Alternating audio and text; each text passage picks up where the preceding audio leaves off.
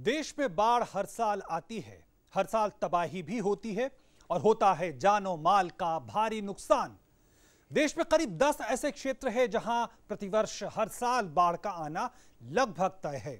पिछले कुछ दशकों के दौरान मध्य भारत जैसे क्षेत्रों में भी लोग मूसलाधार बारिश और यकायक बड़ी मात्रा में बारिश होने, बादल फटने की घटनाओं से उसका सामना करने लगे हैं। आज हमारे इस खास कार्यक्रम में बात बाढ़ की समस्या और उसके बचाव की कोशिशों की।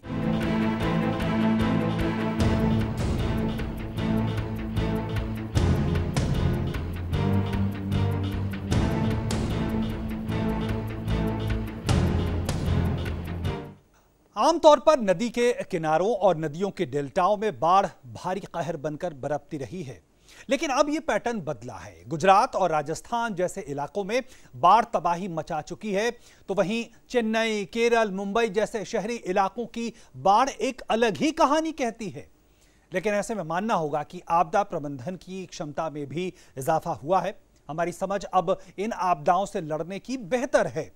आज जानेंगे इस कार्यक्रम में विशेषज्ञों के साथ, लेकिन पहले जरा समस्या को समझने की कोशिश करते हैं। इस वक्त के क्या संकेत हैं और बिहार और असम को एक केस स्टडी के तौर पर अगर हम समझना चाहें तो बिहार के संकेत क्या कहते हैं। ये जो पीले डॉट्स आप देख रहे हैं बिहार के नेपाल से लगते हुए इलाकों में, पूर्वी बिहार के इलाकों में, ये दिखाते हैं कि यहाँ पे जो औसत से ज्यादा गंभीर बाढ़ है उसका खतरा है।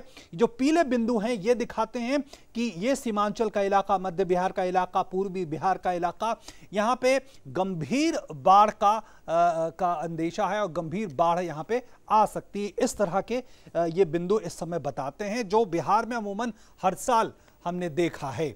अब जरा रुख करते हैं असम का, एक और केस स्टडी को समझने की कोशिश करते हैं और इसके पीछे क्या कारण हम ये भी समझने की कोशिश करेंगे।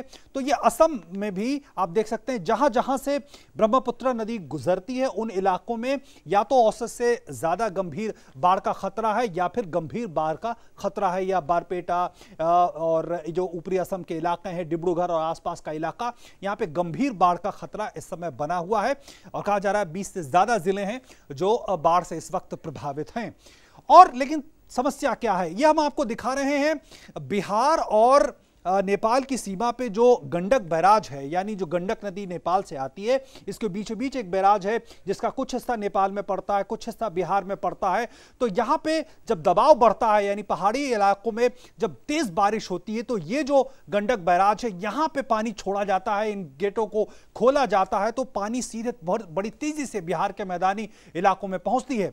और एक दूसरी नदी की बात करते हैं, कोसी नदी की, जो बिहार का शोक कही जाती है, अपने रास्ते को बदलने के लिए जानी जाती है, ये भी नेपाल से आती है। और यहां भी बिहार और नेपाल की सीमा पे यहां पे बना हुआ है एक बांध, बारिश के पानी को वो रोकता है, जो बारिश का पानी तेज गति से नेपाल के पर्वतीय इलाकों से आता है। और ये जो पूरा सीमांचल का इलाका है, मध्य बिहार का इलाका है, ये बाढ़ से प्रभावित रहा है। ये कोसी बैराज आप देख सकते हैं, यहां तेज जब बहाव आता है तो गेट खोलने पड़ते हैं। और ये जो बांध है, कोसी बांध, 6 बार अब तक इतिहास में टूट चुका है और 2008 का बाहरी जो बाढ़ आया था उसमें भी जो है ये बांध एक बार टूटा था। तो ये कोसी नदी का पूरा आप रास्ता देख सकते हैं, बाद में ये गंगा में मिल जाती है और उसके बाद ये फिर समाहित हो जाती है आगे जाकर बंगाल की खाड़ी में। तो लेकिन ये जो पूरा इलाका है लगातार प्रभावित रहा है और एक बड़ा कारण है पर्वतीय इलाकों में जो भारी बारिश होती है। अब रुख करते हैं असम की ओर। असम में जो ब्रह्मपुत्र नदी का जो पूरा तंत्र है, जो पूरा ब्रह्मपुत्र नदी बेसिन है, उसकी बात करते हैं। तो ये ब्रह्मपुत्र नदी जो मानसरोवर से चीन होते हुए प्रवेश करती है असम में, और यही जो पूरा इलाका है यहां पे लगातार बहुत तेज गति से बारिश का पानी पहुंचता है, ग्लेशियर पिघलते हैं और भारी मात्रा में जल यहां पे एक साथ पहुंचता है। और ये जो प्रक्रिया है वो ज्यादा तीव्र हुई है पिछले सालों में, तो उसकी वजह से एक भारी नुकसान होता है। और आंकड़े बता रहे हैं इस वक्त की करीब 22 से 23 जिले असम के ये प्रभावित हैं, खासकर बारपेटा और डिब्रूगढ़ के आसपास के इलाके। ये आप देखिए जो हिमालय की तरफ क्या होता है, दो चीजें एक साथ होती हैं। एक तो ग्लेशियर पिघलते हैं और उसके साथ साथ भारी बारिश होती है। और वही एक वजह है कि जब यहां से ऊपर से पानी बहुत तेज गति से आता है तो इन इलाकों को वो डुबो देता है। और एक बड़ी समस्या ये भी है कि मिट्टी का कटान, यानी भूमि का कटान होता है, वो एक बड़ी समस्या के तौर पर असम के इन इलाकों में वो निकल कर आई है। तो हम कुछ बड़े उदाहरणों की बात करते हैं जो भारत ने पिछले सालों में सबक सीखे हैं बाढ़ के कारण। तो सबसे पहले बात सामने आती है केरल की, जो 2018 में विभीषिका आई थी और कारण यही था कि अत्यधिक वर्षा हुई थी और बांधों से भारी मात्रा में पानी छोड़ा गया था और इसकी एक बड़ी वजह थी कि शहरी इलाके भी डूबे थे। फिर चेन्नई का बाढ़ कौन भूल सकता है 2015 का, और बड़ा कारण था भारी बारिश हुई, कम समय में बहुत ज्यादा बारिश हुई और जल निकासी की व्यवस्था उस तरह से नहीं हो पाई। ये एक बड़े कारण के तौर पे सामने आया। उसके अलावा हम और बड़े उदाहरणों की बात करें तो असम में 2012 का बाढ़ जो है काफी चर्चित रहा और एक बड़ा कारण था कि भारी मात्रा में पानी आया ब्रह्मपुत्र नदी में ऊपरी इलाकों से और भारी बारिश भी लगातार हुई। ये दोहरी जो मार थी उसकी वजह से असम को भारी नुकसान हुआ। इसके अलावा बिहार के बाढ़ की बात करें 2008 की, तो जैसा कि हमने आपको बताया नेपाल से जो नदियां आती हैं उसमें भारी मात्रा में जल आता है, गाद भी आती है, उसकी वजह भी से भी ये समस्याएं होती हैं और भारी बारिश भी होती है मानसून के समय। ये एक बड़ा कारण है। इसके अलावा मुंबई की बाढ़ 2005 को कौन भूल सकता है। शहरी इलाकों में जो सबसे बड़े बाढ़ आए हैं उसमें से ये एक था और उसमें भी समस्या यही थी, बहुत ज्यादा बारिश हुई और उसके लिए जल निकासी की व्यवस्था तैयार नहीं थी। तो ये वो मोटे तौर पर एक बड़े बड़े हम कह सकते हैं उदाहरण हैं जिससे हमने पिछले सालों में सीखा है और क्या सीखा है और क्या कर रहे हैं कि इस तरह की समस्या दोबारा ना आए। इसकी हम चर्चा करते हैं अपने विशेषज्ञों के साथ। हमारे साथ हैं GVV शर्मा साहब, सदस्य सचिव NDA में। हमारे साथ शरद चंद्रा साहब है, निदेशक केंद्रीय जल आयोग। और हमारे साथ हैं प्रोफेसर AK गोसाई साहब, प्रोफेसर IIT दिल्ली। सबसे पहले शर्मा साहब, अगर मैं आपसे जानना चाहूं कि इस वक्त किस तरह की परिस्थितियां हैं जहां तक आपदा प्रबंधन की बात है और विशेषकर जो हम बाढ़ के संबंध में बात कर रहे हैं, बाढ़ के प्रबंधन के लिहाज से इस वक्त क्या स्थिति है, कैसे आप लोग कर रहे हैं? 7 तरह के कार्यक्रम किया जाता है। पहला ये है कि सरकार के दिशा और नीति निर्देश इसमें सलाह देना, ये प्रथम कार्यक्रम है। द्वितीय कार्यक्रम है राज्य सरकारों को उनको समर्थन जुटाना, वो एक अहम कार्यक्रम है क्योंकि आप जानते ही हैं राज्य सरकार आपदा प्रबंधन में प्रमुख भूमिका निभाते हैं और उनको समर्थन करना वो एक काम है। तृतीय कार्यक्रम है कि राष्ट्रीय स्तर पर जो फ्लैगशिप कार्यक्रम है डिजास्टर मैनेजमेंट में, जैसा आजकल हो रहा है, चल रहा है, चक्रवात के बारे में national cyclone risk mitigation programme, भूकंप के बारे में national earthquake risk mitigation programme एक आरंभ होने वाला है। इस तरह का नेशनल फ्लैगशिप प्रोग्राम्स कराना ये हमारा एक कार्यक्रम है। पंचम कार्यक्रम ऐसा है, पांचवी कार्यक्रम अंतर्राष्ट्रीय स्तर में सहयोग कराना। छठी मुख्य कार्यक्रम ऐसा है कि नेशनल डिजास्टर रिस्पांस फोर्स, उसका भी NDMA के द्वारा सामान्य देखरेख, दिशा और नियंत्रण दिया जाता है। और एक मुख्य विषय है कि आम आदमी व आम महिला आपदा प्रबंधन में क्या कर सकते हैं। अगर आपदा हुई तो आपदा के पहले क्या करना चाहिए, आपदा के दौरान क्या करना चाहिए एवं आपदा के बाद क्या करना चाहिए। इस तरह का लोगों के लिए जानकारी को बढ़ाना, आम आदमी में जन भागीदारी के हिसाब से कैसे उनमें जानकारी आपदा प्रबंधन के बारे में बढ़ाना, ये भी NDMA का एक मुख्य उद्देश्य है। ये बहुत ही इम्पोर्टेंट ये चित्र है। अवश्य म्यूनसिपैलिटी तरफ से, म्यूनसिपल कॉरपोरेशन के तरफ से जहाँ पे भी इस तरह का मैन होल खुला है उसको तुरंत उसको क्लोज कर देना चाहिए, उसका प्लग कर देना चाहिए। लेकिन जन भागीदारी के हिसाब से जो साधारण व्यक्ति ने जो कदम उठाए, ये बहुत ही प्रशंसा का पात्र हैं। जो चर्चा चल रही है सर, जिस तरह से बाढ़, हम जानते हैं कि कई ऐसे इलाके हैं जहां हर बार हर साल बाढ़ अमूमन आता है। जैसे 2 जगहों का हमने जिक्र किया, असम और बिहार के कुछ इलाकों का। आपको लगता है कि इस बार के परिप्रेक्ष्य में बात करें तो किस तरह का अनुमान सेंट्रल वाटर कमीशन का है? आईएमडी के द्वारा जो रेनफॉल का फोरकास्ट हुआ है उसके अनुसार ये नॉर्मल मानसून रहने की उम्मीद है। उस हिसाब से ये बिहार और आसाम जो है हर एक ईयर में डिफरेंट डिग्री का फ्लड यहाँ आना निश्चित है।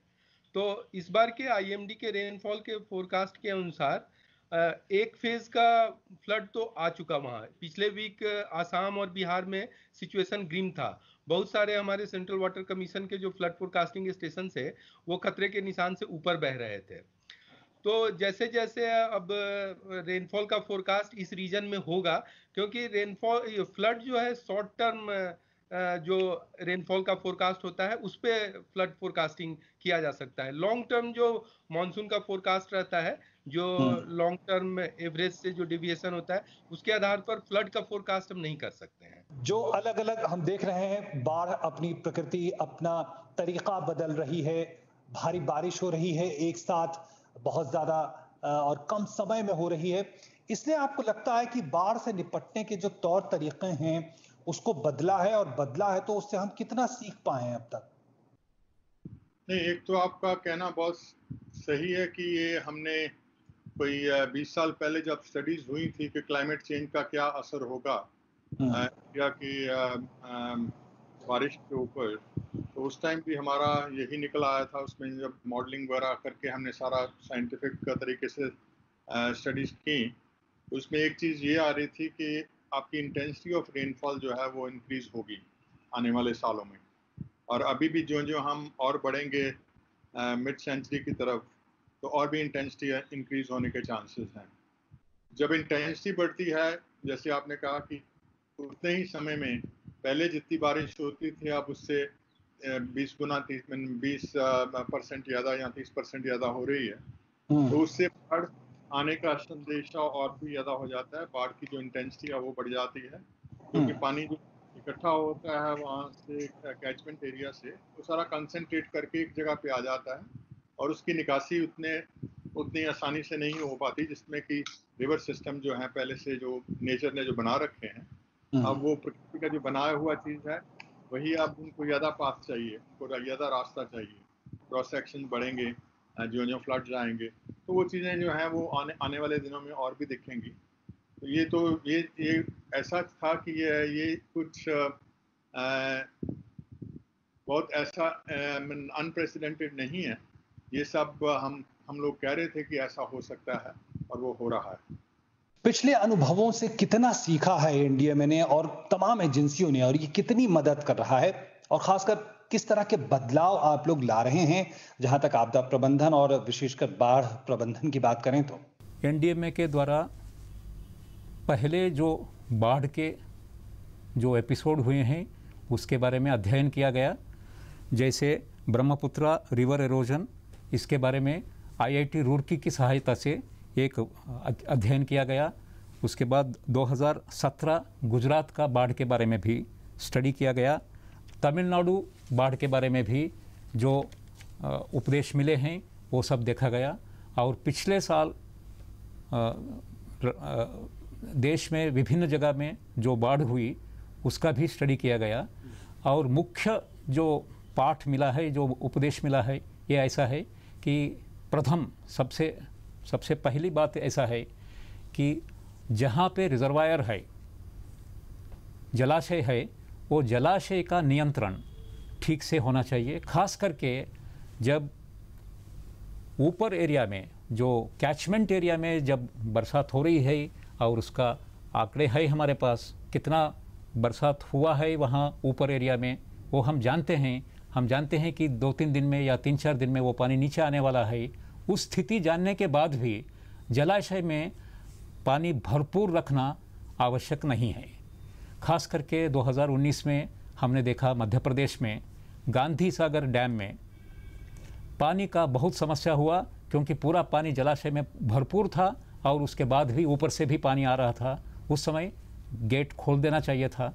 नदी के जो दोनों किनारे में जो भूक्षरण जो बोला जाता है उसको कैसे रोकना चाहिए, और इसमें कई सारे स्ट्रक्चरल और नॉन स्ट्रक्चरल मेजर्स किए जाते हैं।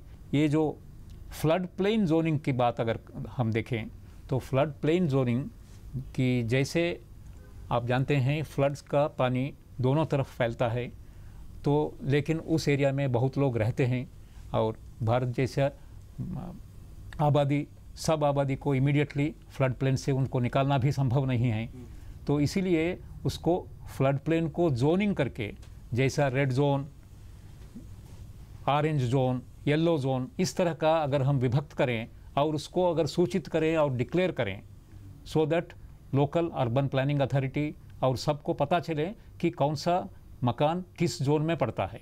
सर ये बताएं कि क्या ये चीजें अब बढ़ रही हैं या चीजें बदल रही हैं? खासकर हम देख रहे हैं कि बहुत भारी वर्षा एक कम समय में हो जाती है और ये कई जगहों पे बाढ़ या कहें कि ज्यादा जल प्रवाह के लिए जिम्मेवार है। और हम देख रहे हैं कई इलाकों में, राजस्थान, गुजरात जैसे इलाकों में हमने देखा, केरल और कई जगहों पे देखा। तो क्या ये एक बदली हुई परिस्थिति है? आपका कहना सही है।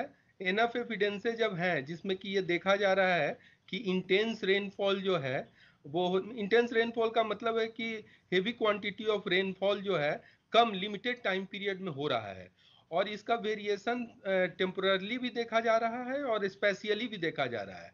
नॉर्मली इस तरह का रेनफॉल जिस रीजन में एक्सपेक्ट नहीं किया जाता था उस रीजन में भी आ रहा है।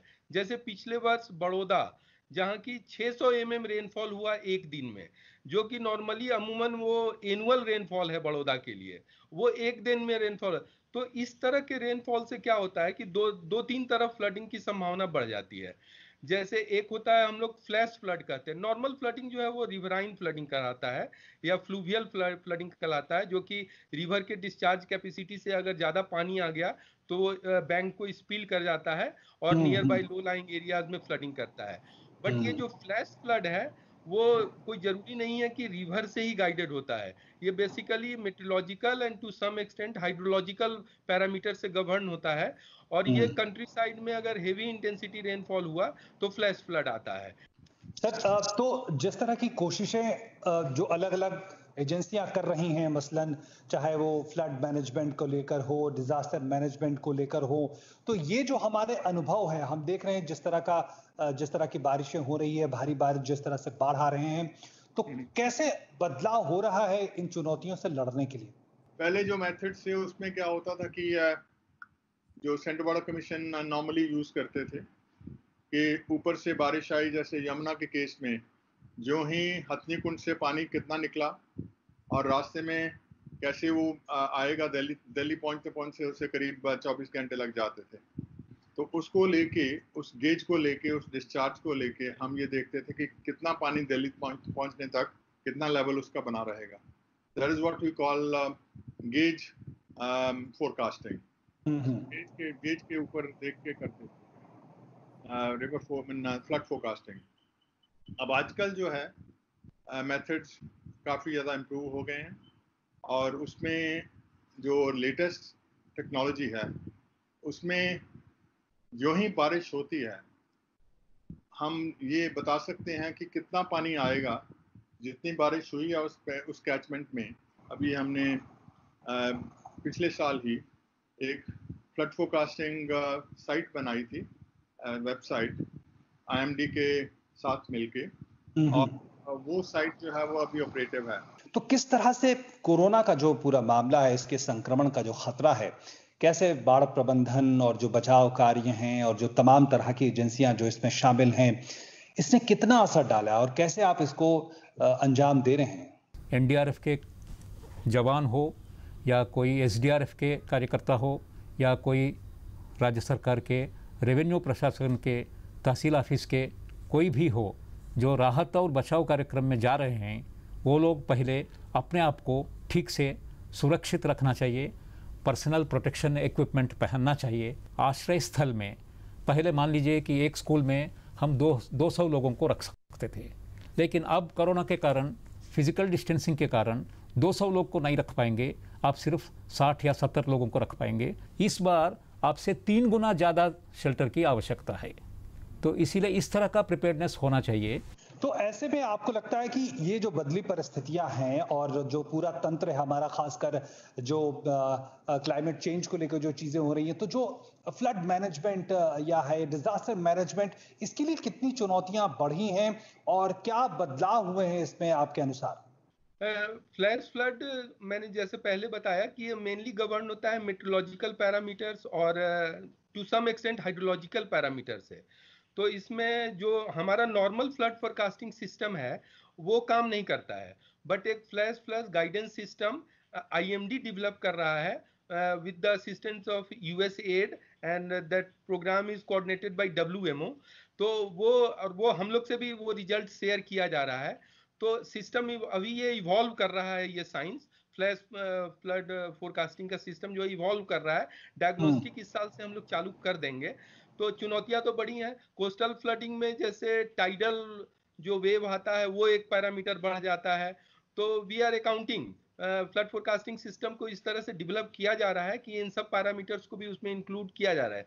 जी, ये बताएं कि जैसे उदाहरण के लिए केस स्टडी के तौर पे अगर हम बिहार का नाम लें, असम का नाम लें, तो खासकर बिहार के कॉन्टेक्स्ट में हमने एक बड़ी लंबी बहस देखी एम्बैंकमेंट्स का, जो तटबंध थे उनके निर्माण का।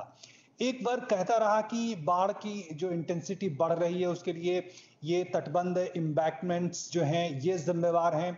वहीं दूसरी तरफ कई लोग कहते थे कि इसको और बढ़ाना चाहिए, इसकी संख्या अभी भी कम है। आपको लगता है कि ये जो एक परंपरागत तौर पे जो कोशिशें होती रही है बाढ़ को रोकने के लिए, आम लोगों के नुकसान को बचाने के लिए, इस पे आपकी क्या टिप्पणी होगी और बदलते परिवेश में किस तरह के बदलाव की जरूरत आपको महसूस होती है? उसमें देखिए, जब भी हम तटबंध करते हैं, कोई भी ये स्ट्रक्चर खड़ी की जाती है, चाहे वो एम्बैंकमेंट हो, बांध बनाया जाता है या कुछ भी होता है, उसमें पिछला हिस्टोरिकल डेटा एनालाइज करके हम ये देखते हैं कि हम किस डिजाइन के लिए कर रहे हैं। 1 in 25 ईयर के लिए कर रहे हैं या 1 in 50 ईयर के लिए कर रहे हैं। अगर 1 in 50 ईयर के लिए करते हैं तो एक बारिश जो कि 50 साल में ऑन द एवरेज एक बार ही आएगी, उसका लेवल बहुत बड़ा होगा। जो कि बारिश अगर हम देखें कि एक बार 25 साल में आएगी तो उसका लेवल कम होगा। अगर 100 साल में करें तो भी ज्यादा होगा। जब भी ये डिजाइन होते हैं, ये डिजाइन हिस्टोरिकल डेटा के ऊपर किए जाते हैं। लेकिन अभी क्या प्रॉब्लम आ रही है, अभी क्लाइमेट चेंज की वजह से ये जो स्टेशनैरिटी थी इसकी हाइड्रोलॉजिकल सीरीज की, वो खत्म होती जा रही है।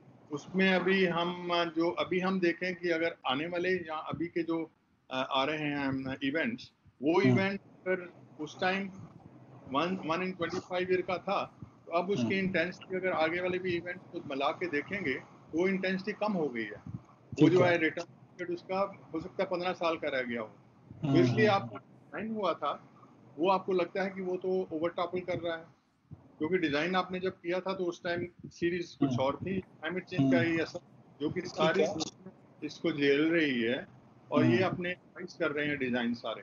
शर्मा साहब, आप हमें ये बताएं कि पिछले सालों में हमने देखा है कि आपदा प्रबंधन को लेकर एनडीएमए का खास जोर रहा है कैपेसिटी बिल्डिंग पर, क्षमता निर्माण पर, और अलग अलग एजेंसियों के साथ काम करने के अलावा हमने देखा है कि स्वयंसेवकों यानी वॉलंटियरों को भी तैयार किया गया है। ये कितने मददगार रहे हैं? और एक्चुअली हमारा एक आपदा मित्र कुल के एक योजना है।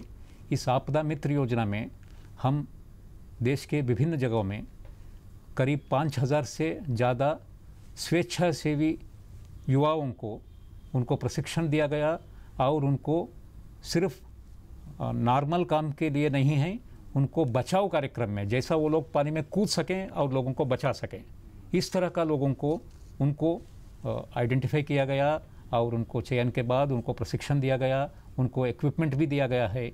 सर, तो जो मैनेजमेंट है, जो फ्लड मैनेजमेंट या कहें जो डिजास्टर मैनेजमेंट है, जो पहले के अनुभव है, उसको लेकर क्या हम अपने यहाँ तंत्र में नए बदलाव कर रहे हैं? जैसे पहले हम लोग बात करते थे फ्लड कंट्रोल मिटिगेशन मैनेजमेंट की, but there has been a paradigm shift recently globally that now we talk of flood risk control mitigation and management.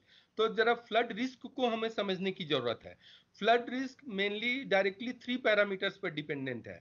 एक है हजार्ड, दूसरा है एक्सपोजर एंड तीसरा पैरामीटर है वल्नरेबिलिटीज।